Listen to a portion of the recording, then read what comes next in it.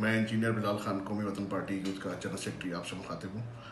Actually PTI government ने रातों रात एक पेट्रोल बम आवाम पे गिराया है कि जिसमें पेट्रोल रातों रात की तारीकी में इन्होंने 12 रुपये महंगा कर दिया है, जिसमें पेट्रोल के बाद घी महंगा होगा, आटा महंगा होगा, दाल महंगी होगी, गरीब आदमी गुर्बत से नीचे जा रहा है, जिसमें हमारी गवर्नमेंट सो रही है।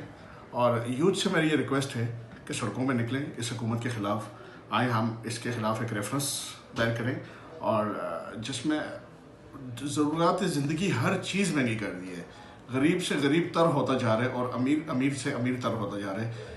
ये गंदी तरीन और नालायक तरीन हुकूमत है और इंतहाई कमज़ोर गवर्नमेंट है, जिसमें अपोजिशन बहुत जल्द एक इन हाउस तब्दीली की तरफ जा रही है। तो मेरी खुदारा इन सब मेंबर असम्बली से रिक्वेस्ट है कि आए, हमारा साथ दें अपोजिशन का, और इस हुकूमत को घर भेजने का टाइम आ गया है। बहुत शुक्रिया, थैंक यू सो मच।